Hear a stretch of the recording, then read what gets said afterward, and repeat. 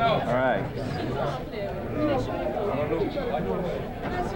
In 1990, Louisiana was first overall of all states in toxic emissions and fifth in total air toxic emissions. The 91 data is now out, and I don't think that's going to change very much because we went up in total at least in 91. The comparative risk project carried out by Louisiana with EPA funding from 89 to 91 ranked air toxics as the highest risk to the citizens of Louisiana. Of 54 stakeholder groups, 53 agreed and signed off on the priority ranking. Additionally, information released by EPA recently indicates risk greater than 1 in 1,000 from hazardous air pollutants near some facilities in Louisiana. DEQ data indicates much the same thing.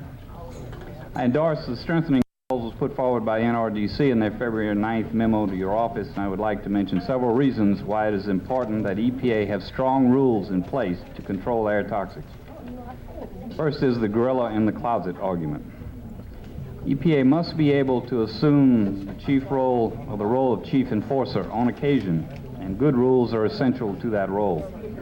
It is a powerful argument with reluctant agencies and officials that if we don't do it, EPA will. Louisiana has its own air toxics law passed in '89, although I'm concerned about the enforcement of that law.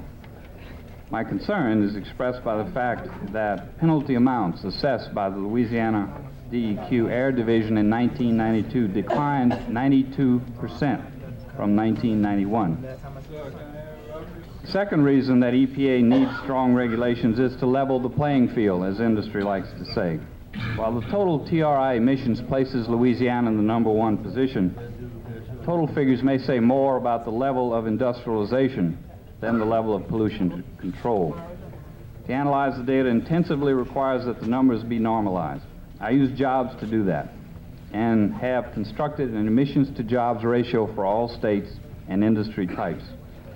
Louisiana is first in emissions to jobs by far, as expected, 13 times the U.S. average. And our chemical industry leads all states' chemical industries in emissions per job. In 1990, the Louisiana chemical industry emitted over 14,000 pounds of toxic emissions per job. For comparison, the U.S. average for the chemical industry is a little below 2,000 pounds per job, or approximately 1/7 of the Louisiana figure.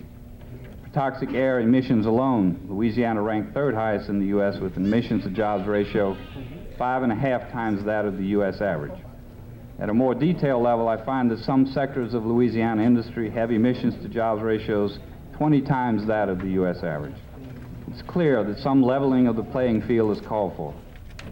Strong federal air toxic regulations would help to correct the tilt, which increases the risk to citizens of the southern states. Third, I'd like to mention some findings about economics and environment. You have heard, as I often heard in my tenure at the Louisiana DEQ, that regulations which reduce emissions will result in a loss of jobs. Do not believe it.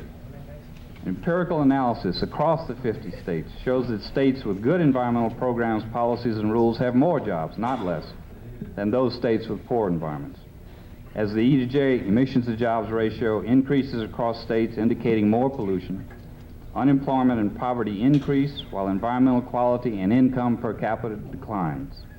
Those states with the highest EJ ratios are typically southern, with poor environmental programs and policies, and spending by industry on pollution control is below the U.S. average for their level of TRI emissions. I'm including 2 draft papers which have been peer-reviewed and will be published within several months, which I have authored, and some miscellaneous material. I also recommend Professor Stephen Meyer's article, he's of MIT, which also shows that environment and economy are complementary and not adversarial, and that good environmental policies lead to more jobs and better economics, not less. In conclusion, it is imperative that EPA have strong air toxic regulations so that they can assume the twin roles of giving backbone to states which are reluctant to offend powerful special interests, and secondly, which can ensure a measure of pollution equity to citizens in states with large petrochemical industries. Please recognize that EPA's duty is to the citizens of the U.S., and good regulations and policies will improve both the environment and the economy on which we all depend. I thank you for coming to our state and for the opportunity to address you. Thank you.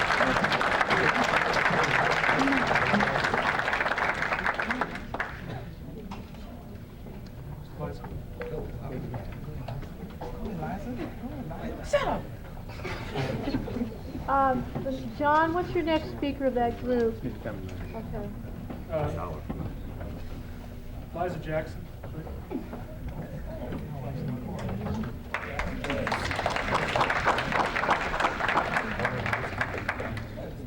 Good evening. My name is Liza Jackson, and I'm 15 years of age. I came here today before you all. Excuse me? Okay, I'm sorry about that. My name is Liza Jackson. I'm 15 years of age, and I came here today before you all to express my feelings about the hazards of pollution in my community. I'm here to speak on behalf of the Riverside area, as well as a couple of others. They are here as well with me. We came to this public hearing to voice our opinion. I am young, but do realize the problems that are around me. I can't tolerate the chemicals every day, and the bad smell, and that are destroying our bodies. We have to breathe this. There are people who are now having trouble with their eyes. I personally believe that the Hon Rule is not working. If it was, I wouldn't have to be here complaining about it. So please take in consideration what's going on, because I would like you to answer this question. What are you, as the EPA, going to do about this? Thank you.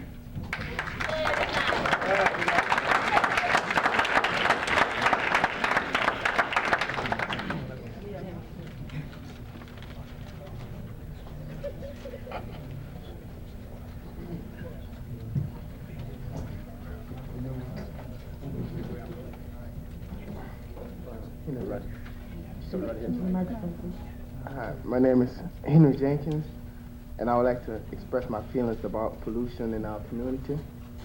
Toxic pollution in chemical plants is disrupting our environment, but yet plants are saying that they don't have enough pollution to try to reduce it.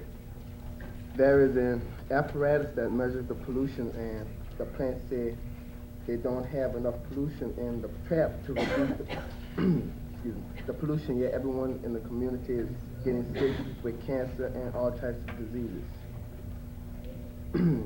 Toxic of the chemicals to a man's consideration is in our hometown. We don't realize we are living in an area where poison is taking over our air. Thank you. Hi, I'm Robert Noah. I'm 18 years old. I live in Paris, St. James. And where I live at, there are a lot of chemical plants, and they are slowly but surely killing us.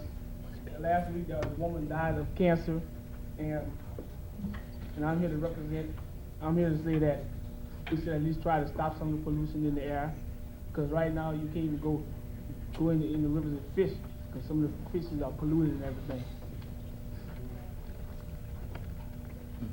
Thank you, sir. Right. Thank you.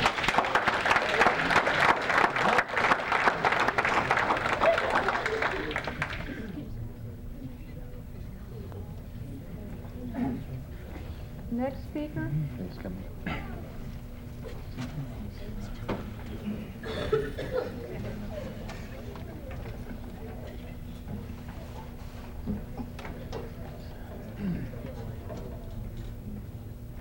Good evening. My name is Vernon Robisky. This is Dwight Shexnada. We're from the parish of St. John, St. Charles, and St. James. Discuss pollution in our communities. First of all,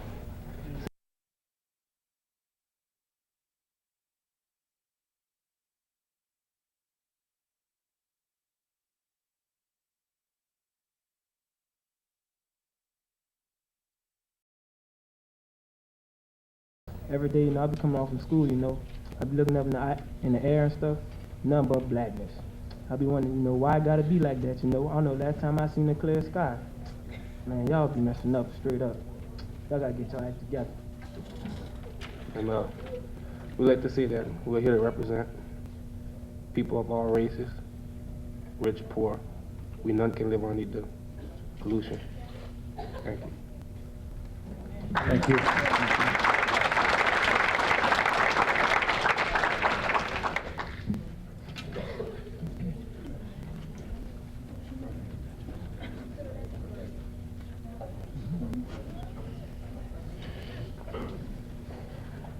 My name is Pam Castor, and I'm president of Citizens for a Clean Environment, and I appreciate this opportunity to comment on your rule. I have two very serious problems with the Hon Rule. The first is emissions averaging and trading, and the second is the marine vapor loading requirements. Although Louisiana has effectively addressed these weaknesses through our Louisiana air toxics regulations and our VOC regulations, I encourage EPA to develop strong Hon rules for the benefits of other states. A strong Hon rule also gives support to the Louisiana programs. The emissions averaging and trading requirements in the Hon rule do not encourage true reductions and are so complicated that I'm uncertain that any state agency could efficiently track them. Although Louisiana has closed many of the emissions averaging and trading loopholes by establishing an ambient air standard, EPA should include language in the Hon rule that will adequately protect states that are currently developing their own regulations or do not have their own air toxic regulations. Since there are significant releases to the air during marine loading and offloading, the nation needs to address this problem. Louisiana has strong marine vapor loading requirements in its VOC regulations, so fortunately our state won't have to rely on the inadequate requirements in your Hon rule. However, EPA has a responsibility to develop regulations that will provide protection and guidance for the people in other parts of the country. EPA must develop rules that are protective of the environment, and these rules must be strengthened. A strong Hon rule will serve as a model for states that are developing their own programs and will support states with existing programs. I also hope that EPA will develop max standards for other source categories on a timely basis and not be a year late like they were with these. I appreciate this opportunity to comment on the Hon rule. Thank you, Pam. Pam, could I clarify one point for you, please? The Hon rule, as constructed now, deals with the synthetic chemical organic manufacturing industry, and there is a separate max standard rule that we're looking at for the marine vessel. So even though it's not covered in the Hon, there is a separate rule that we are developing that will deal with marine vapor, marine loading facilities. So don't be late. We'll try. We're already late, but we'll try to catch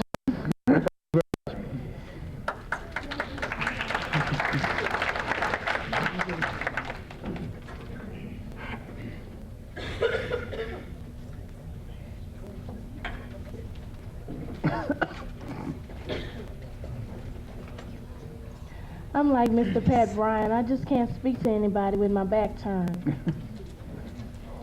Good afternoon. My name is Claudia Anthony. I'm 13 years old. I live at 1701 Duane Street, Baton Rouge, Louisiana, 70802. I attend Southeast Middle School. I am in 8th grade, and I stand before you to say that my generation needs, wants, and deserves clean air. I always thought that the Environmental Protection Agency was to protect the environment. When we drive north on the expressway at night here in Baton Rouge, we have to hold our breath that the air is so bad. But that's not right. The EPA should be stronger than the police because everybody has to breathe. The babies, the kids, the teens, and the grown-ups. The chemical plants that poison the air are criminals. They don't care about us. If they did, regulations. So you must make rules.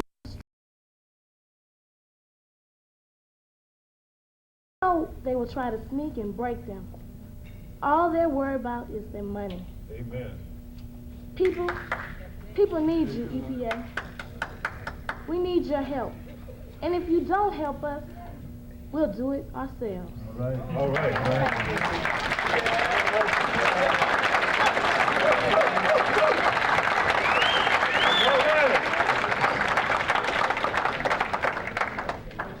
Next speaker.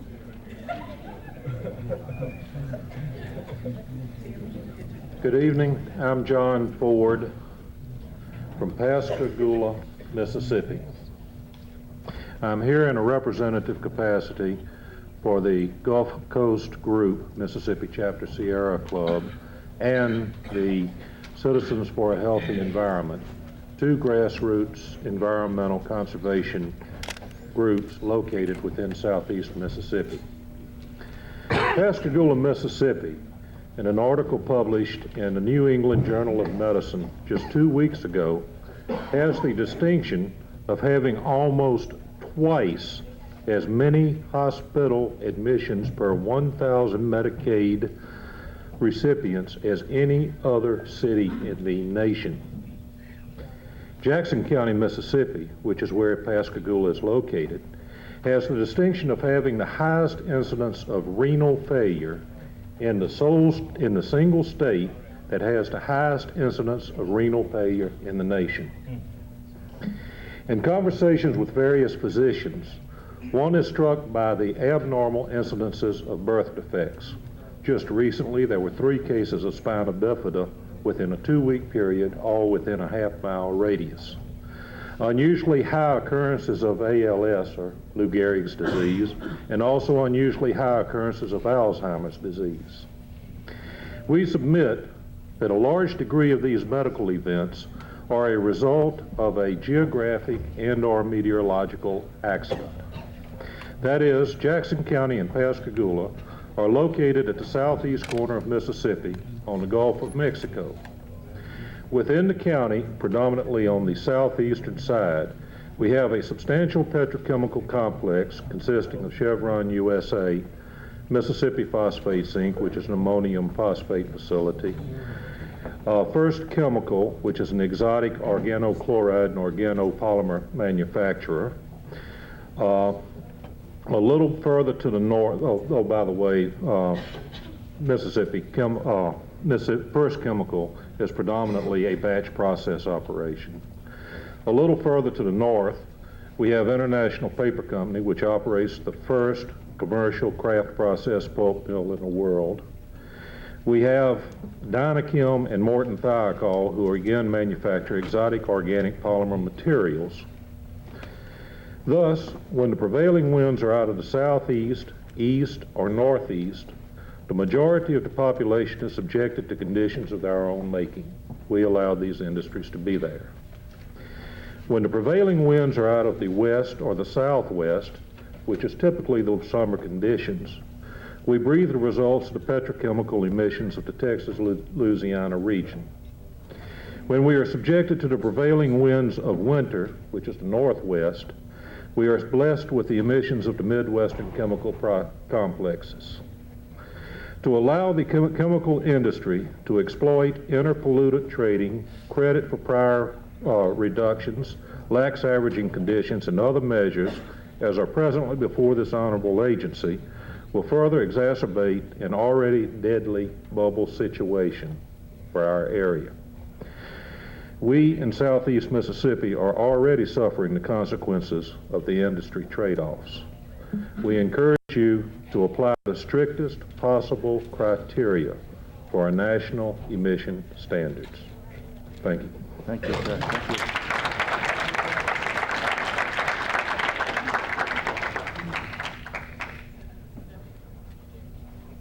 Next speaker.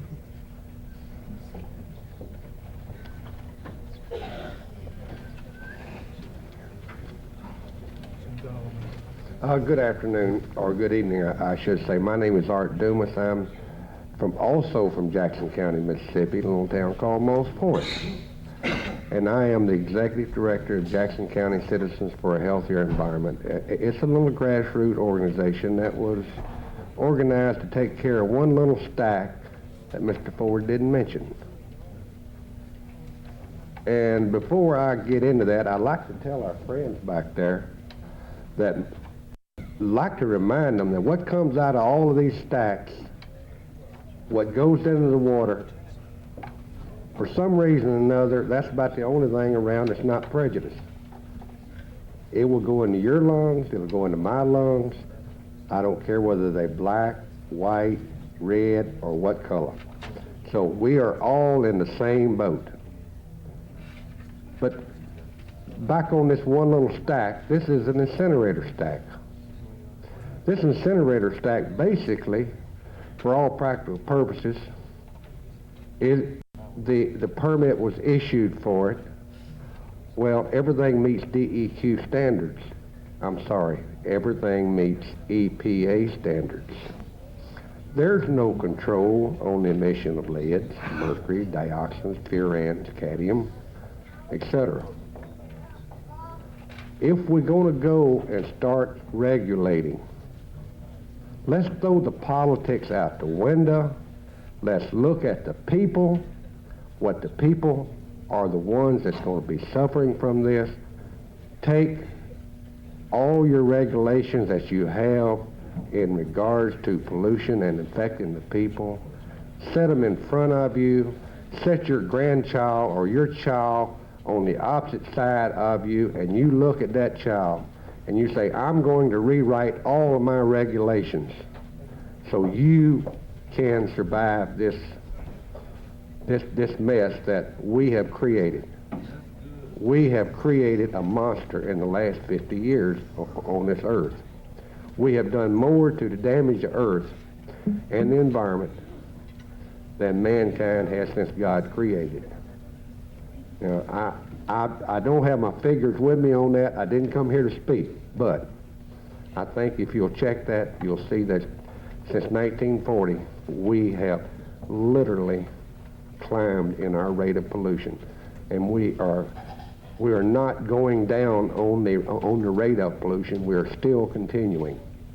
Everybody depends on the federal government. They use EPA as an excuse. Well, throw the politics out of it. If that Republican senator calls you, or if that Democratic representative calls you, say, hey, we're here to protect the people. You're here to represent them. Ask them to go back to their people that they're supposed to represent. Not industry is not who they're supposed to represent. They're supposed to represent the people. And that's who you should be representing, is the people. Help us. That's what we need. We need someone to help us. I like to close in telling you a story about someone that's very dear to me. This is a gentleman that has given over 30 years of his life as an orthopedic surgeon. This gentleman, he is, you've heard the expression, he's one in a million. Well, he is.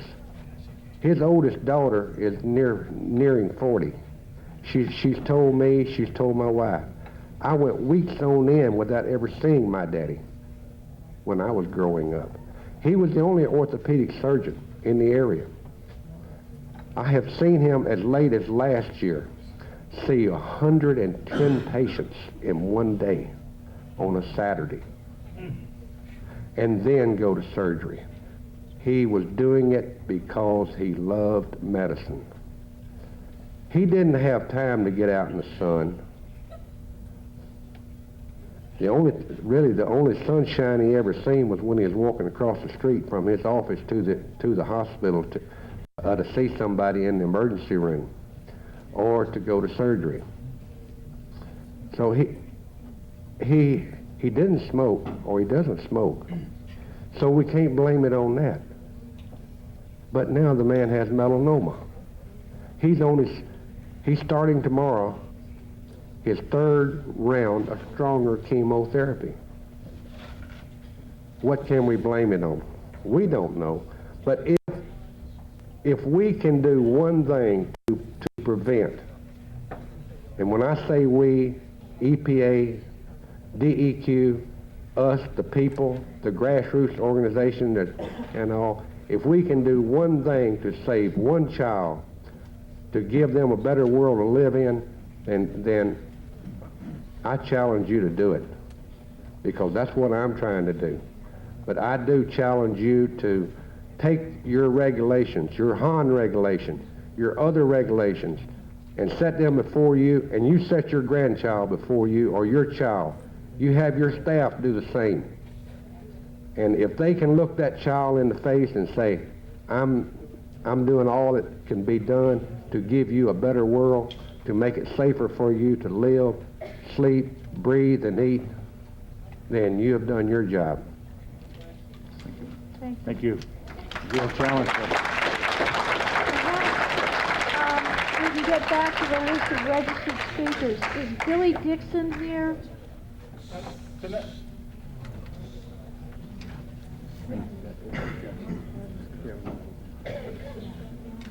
Good evening. My name is Billy Dixon, for the record. Hi. First off, I'd like to say thank you all for your patience in listening to all of our depositions here this evening. In introducing myself, I'd like to say that I have a little sister who was born with childhood cancer. We have spoken of the cancer clusters here in Louisiana tonight in what we call Cancer Alley. There have been no details given on those cancer clusters. I would like to share with you some of the experiences that I have weathered in the last 5 years of my life, if that's what you would like to call it. Whenever we discovered that my little sister had childhood cancer, she was taken immediately to St. Jude Children's Hospital. There was discovered a grapefruit-sized tumor located in the abdomen called neuroblastoma. 1 in 100,000 children develop this type of cancer. In the Morgan City area, within a 5-block range of houses, 5 children developed this cancer. 1 in 100,000 with a population of 17,500. The odds seem a little against us here. This type of cancer is terribly destructive. It is known as wildfire because it does grow literally overnight. The surgeries, there were 3 of them. Lots of tubes, lots of pain, never knowing whether you can assure a small child of life or death. And how can I guarantee my little sister, when she sits on my knee even today at 6 years old, cured of the disease that she had, how can I assure she can be alive? No.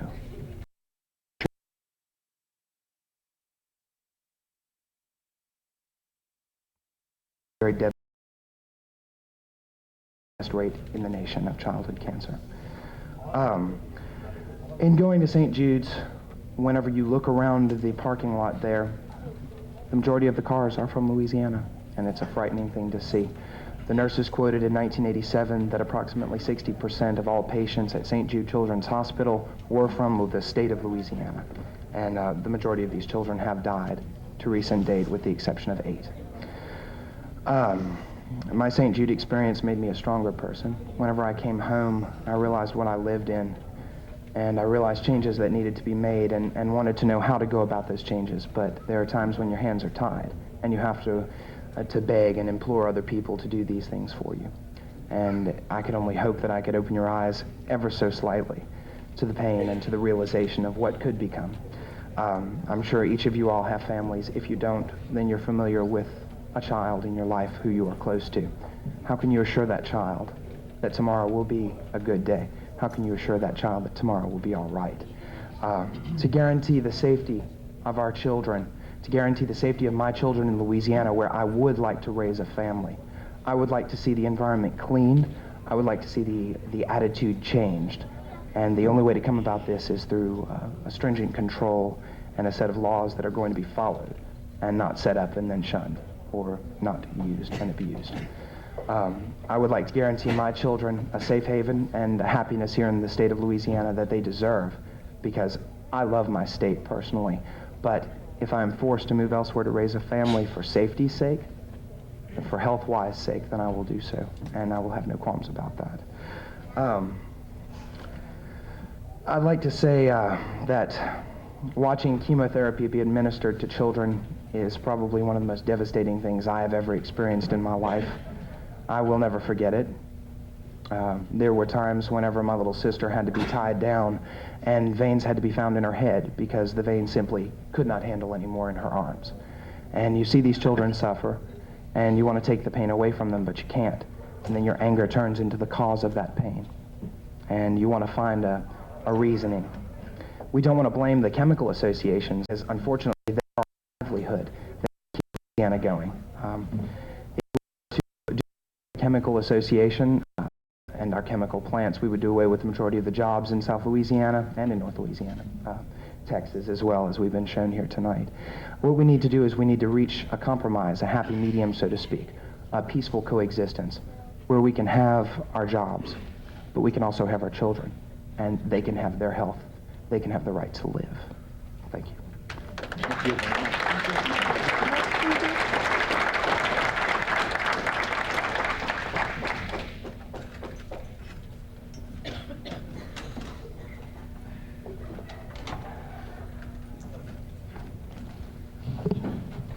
Good evening, sisters, brothers, friends.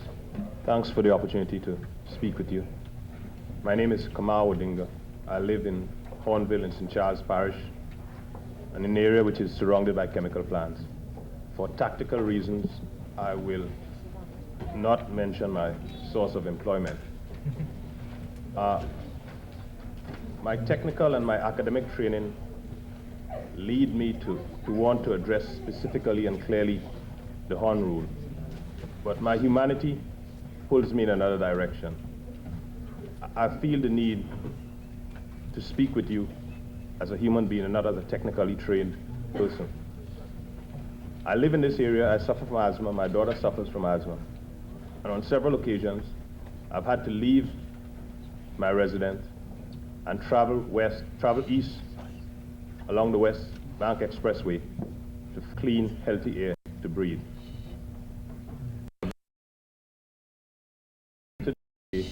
Because I'm going on the assumption that the Environmental Protection Agency exists for the purpose of protecting the environment and people and living forms that exist there.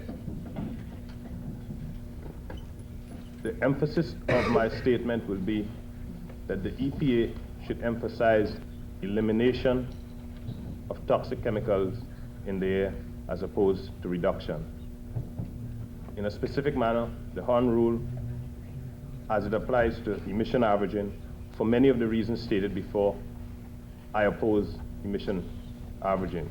I will not go into details. Many of these details were spelled out pretty accurately.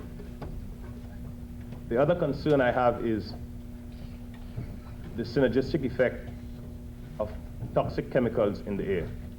On a very simple level, many of us know that if you set a standard for ammonia and you say a plant should only put out X pounds of ammonia, and that plant can also put out X pounds of chlorine, we know on a very simple level that when the ammonia gets into the atmosphere and the chlorine gets into the atmosphere, under certain conditions, pressure, temperature, other conditions, we can have ammonium chloride. If the EPA has taken measures to require impact studies of the chemical reactions in the atmosphere, I commend them. If they have not, I would like to suggest that either the chemical plants or the EPA be involved in impact studies to protect our health so that we know the synergistic effect of these millions of pounds of chemicals which are placed in the atmosphere. In terms of monitoring, on one occasion I was forced to leave my residence because of an emission. When I contacted the people in St. Charles Parish who were responsible for protecting me, I was told that they had checked with the chemical plants and the chemical plants had said that they had not released any chemicals and they trusted the chemical plants. And I knew that I was forced out of my home. I knew that some of my neighbors were forced out of their homes, but I was told that they trust the chemical plants. I'm here to appeal to the EPA to try to avoid me finding myself in a similar situation by you imposing regulations and monitoring the situation where I can have adequate protection. I am saying that you should have continuously measuring equipment on all sources of pollution. It should not be left to the companies to tell Mr. Ike Lucas that they have released so many pounds or they have not released so many pounds. I think that's an injustice to me. I think the loopholes should be closed to ensure that we eliminate the sources of pollution that affects human life and other forms of life. My humanity tells me that something is radically wrong when we subject the environment to millions of pounds of chemicals. Not tens of thousands, but millions of pounds of chemicals. My common sense tells me that something is going to break down, something is going to fall apart, that the system, nature was not designed to handle that type of abuse. And I'm here to appeal to the EPA to do everything in its power to protect the environment. I'm saying that we need rules that will truly protect us from those invisible poisons in our air. We know that our health and the health of our children are endangered. We'd like to remind the EPA that without clean air, life itself is impossible. The chemical industry likes to tell us without chemicals, life is impossible. We'll further like to state that clean, unpolluted air is the common heritage of humankind, that no segment of humankind should be held hostage to industry by being forced to breathe poisoned air. We look forward to supporting EPA's air toxic rules, but they must be stringent, enforceable, and seriously eliminate toxic air pollutants. Thank you very much. Thank you. Okay, is Bob Coonan here? Is there a Bob Coonan here with the Tulane Environmental Law Clinic? Is she on the list, John? She is speaking in place of Bob Coonan.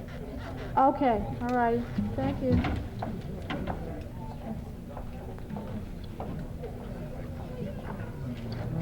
I think that one.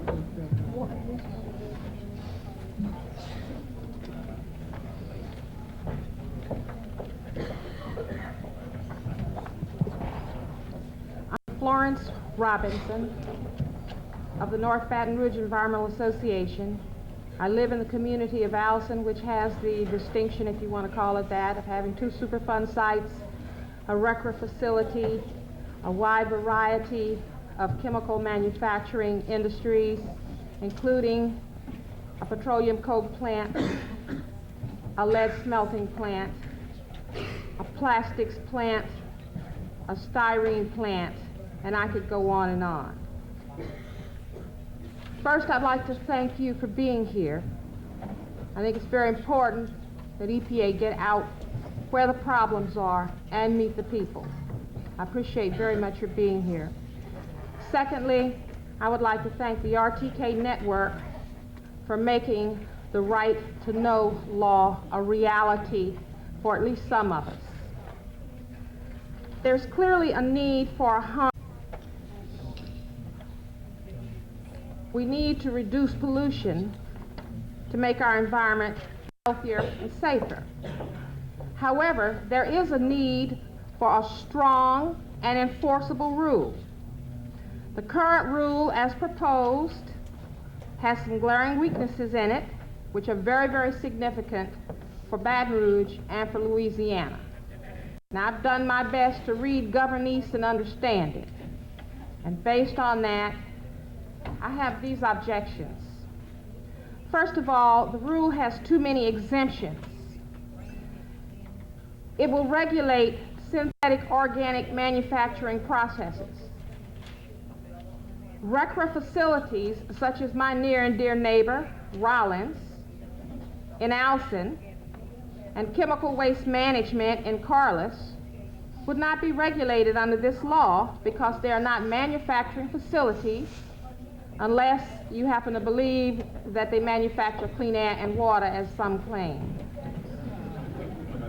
These hazardous waste facilities receive the products of the regulated manufacturing processes, but they do not have to comply with the rule, even though they handle these same synthetic organic chemicals.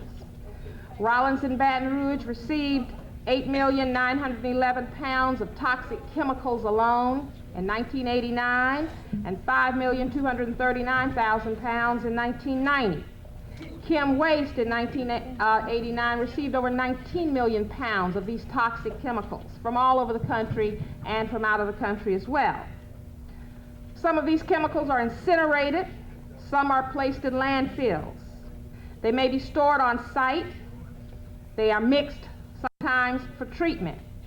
Every step in the process, from reception at the gate to and including the final resting place in a landfill, affords the opportunity for the release of hazardous air pollutants. How many of us have been victims of fumes rising from landfills? I've had my whole respiratory system burned, and it has seriously curtailed my ability to participate in many of the activities that I used to enjoy. Secondly, petroleum refinery processes are exempted. of the 7,700,000 pounds of toxics discharged in the 70805 zip code area in 1990, that's the Garden City area, 1 million of these pounds were discharged by Exxon refinery, and over 900,000 of those pounds were discharged directly into the air. There are many other chemical refineries in between Baton Rouge and New Orleans in the chemical corridor, or more likely that infamous Cancer Alley, in spite of what our governor says. Exemptions also include release valves and flares. How well we all know flares. All releases should count. Further, there needs to be better monitoring of release points, including flares, to ensure that they are working efficiently. We have a barge canal, a barge port in our community. I have reason to believe that I was poisoned by smoldering grain dust that was probably laced with pesticides. I know I became very ill. I know that I suffered signs of nerve damage, including slurred speech. These kinds of facilities also need to be regulated. Second, emission averaging between pollutants does not acknowledge different levels of toxicity of the pollutants. The 20 pollutants discharged in the greatest quantity in East Baton Rouge Parish vary widely in toxicity. Methanol, 3 million pounds. Styrene, 2,296,000 pounds. Ethylene, 1,500,000 pounds. Ammonia, 1,500,000 pounds. Propylene, chloromethane, vinyl acetate, methyl ethyl ketone, and it's something anhydride. And they say if you can't pronounce it, you shouldn't eat it. And if you shouldn't eat it, you sure as heck shouldn't have to breathe it.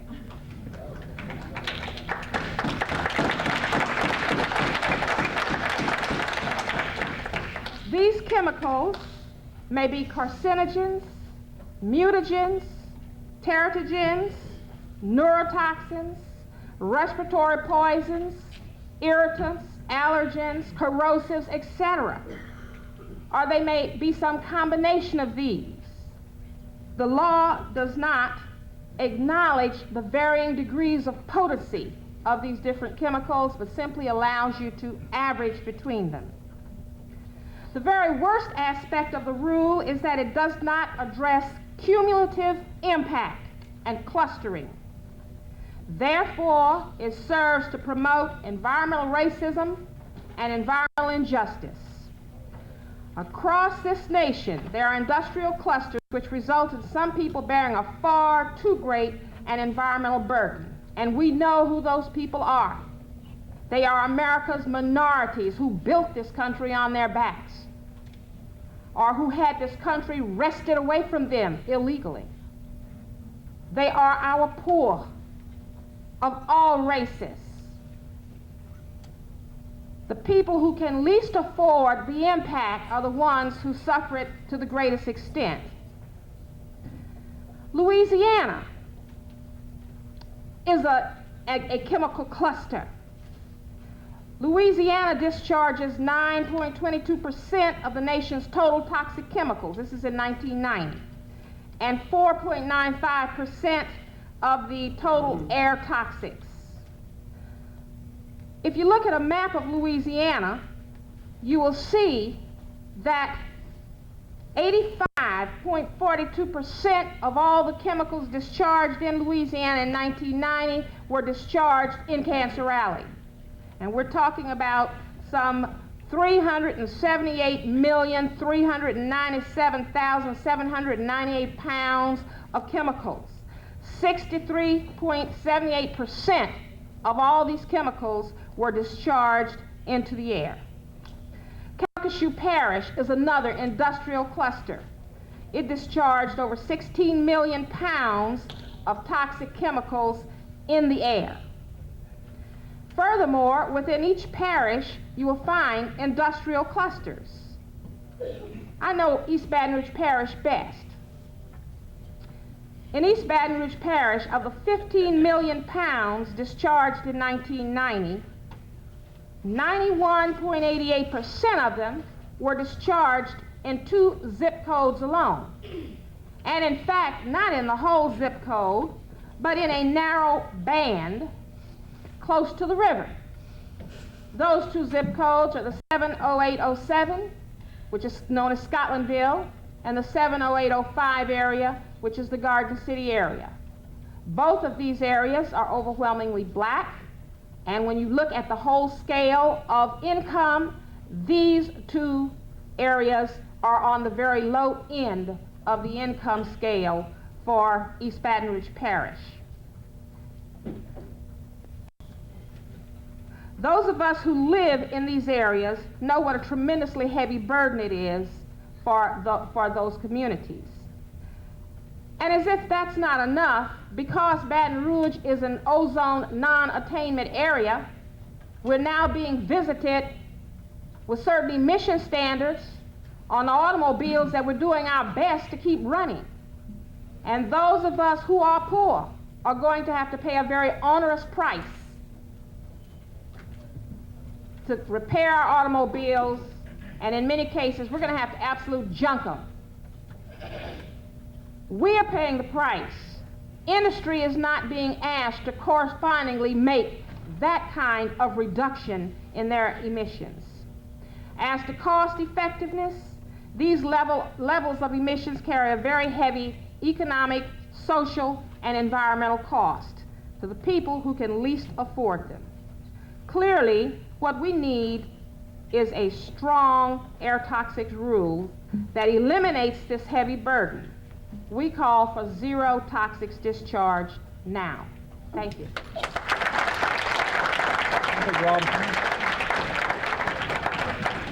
For clarification, a couple things. First of all, I'd like to personally thank you for taking time to prepare and put your statistics together like this. You've done a fine job in putting this together for us, and I really appreciate it. And I want to assure you that these industries that are not covered by the HON, they are not off the hook. There is rules being worked on right now that will catch every one of these also. So, well, I hope so, because rules have been worked on for years and years and years, and they've told us they're state of the art. They've been steady killing us. I understand, but they are being worked on, I promise you. Okay. Thank you very much. Let's have Okay, thank That's you. what I'm trying to Do do. we have the next speaker? Do we have the next speaker, please? Thank you.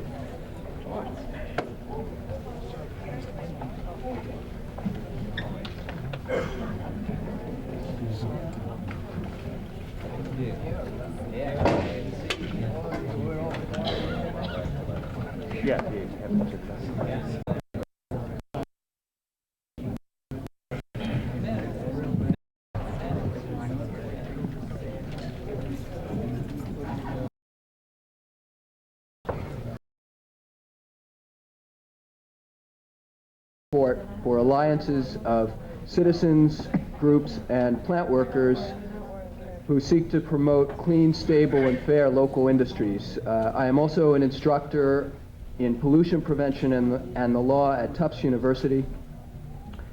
What I want to talk about is recrafting the HON Rule to help in the transition towards truly clean production technologies and away from the continued use of poisonous materials and technologies. There's a lot of talk these days about pollution prevention, and there's an approach to pollution prevention that's taken in the rule, and I believe that the approach in the rule is misguided, and I want to talk about why that is and what I believe needs to be done instead. When we talk about pollution prevention, we're talking about getting at the source of pollution problems. We're talking about not primarily adding on control technologies at the end of the pipe, but doing things like substituting safer materials, thinking about changes in processes, even thinking about making different products from what we make now, as well as things that the HON Rule does address more directly, like ending leaks. Pollution prevention let's see. Okay. How do we do this? Turn the button on the side at the top. Go up. Okay. Okay. Got it. Among the policy reasons why pollution prevention should be a priority in the Hahn Rule are the need to maximize innovation in our industries so as to turn our industries into the clean production industries of the future and maintain jobs in our communities. Secondly, to prevent cross-media impacts. For example, some of the technologies that are promoted by the Hahn Rule would result in burning of materials and therefore dioxin emissions. And third, and many would say most important, if you get at the source, you can prevent exposure to workers, consumers, and the environment. And therefore, it's the optimum solution. In addition to policy reasons for pollution prevention, there are some in the law that indicate that pollution prevention should be central to this rule. First of